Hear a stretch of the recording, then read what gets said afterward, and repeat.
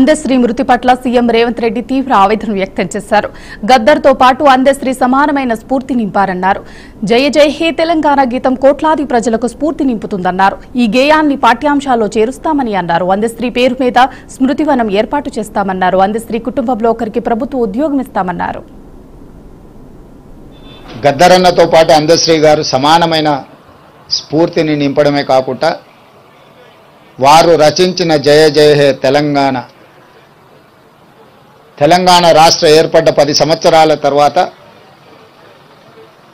రాష్ట్ర గీతంగా ఈరోజు కోట్లాది మంది ప్రజలకు ఒక స్ఫూర్తిని నింపుతున్నాయి.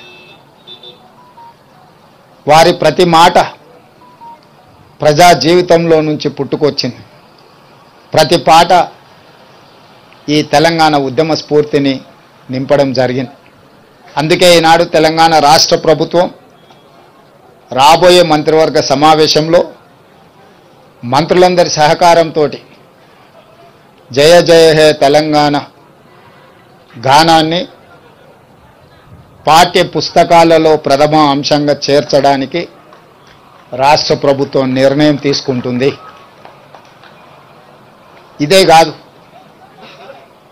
ఈనాడు ఈ స్మృతివనం ఉద్యమకారులకు, గాయకులకు, కవులకు ఈ తెలంగాణ సమాజం, తెలంగాణ సంస్కృతి సముచితమైన స్థానాన్ని ఇస్తుంది, స్ఫూర్తిని నింపుతుంది అని తెలియజేయడమే కాకుండా వారి కుటుంబంలో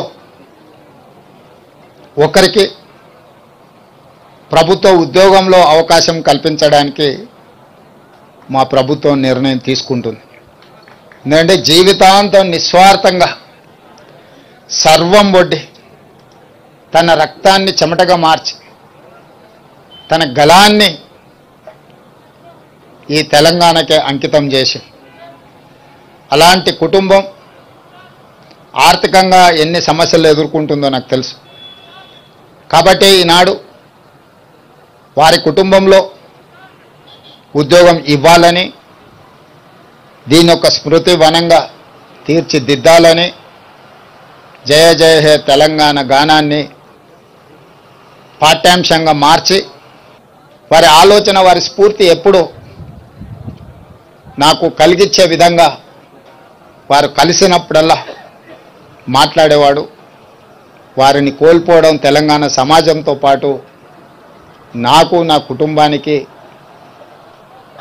ఒక బాధాకరమైన అంశము. ఏది ఏమైనా తెలంగాణ రాష్ట్ర ప్రభుత్వం అందశ్రీ గారికి గౌరవించడమే కాదు, అందశ్రీ గారికి పద్మశ్రీ ఇవ్వాలి అని గత సంవత్సరం కేంద్ర ప్రభుత్వానికి లేఖ రాయడం జరిగింది. ఈసారి కూడా స్వయంగా ప్రధానమంత్రి నరేంద్ర మోడీ గారిని కలిసి తెలంగాణ ఆత్మగౌరవం, తెలంగాణ గుండె ధైర్యం అందశ్రీ గారికి పద్మశ్రీ ఇవ్వాల్సిందిగా కేంద్ర ప్రభుత్వాన్ని విజ్ఞప్తి చేస్తున్నాం. మిత్రులు కిషన్ రెడ్డి గారిని, బండి సంజయ్ గారికి కూడా నేను సూచన చేస్తున్నా, మీ వంతు ప్రయత్నం మీరు చేయండి. తెలంగాణ రాష్ట్ర ముఖ్యమంత్రిగా అందశ్రీని గౌరవించుకోవాల్సిన బాధ్యత తెలంగాణ ప్రజల తరఫున మీ మీద, నా మీద ఉన్నది. తప్పకుండా వారికి పద్మశ్రీ వచ్చే విధంగా, ఆ గౌరవం దక్కే విధంగా రాష్ట్ర కేంద్ర ప్రభుత్వాలు ప్రయత్నం చేద్దామని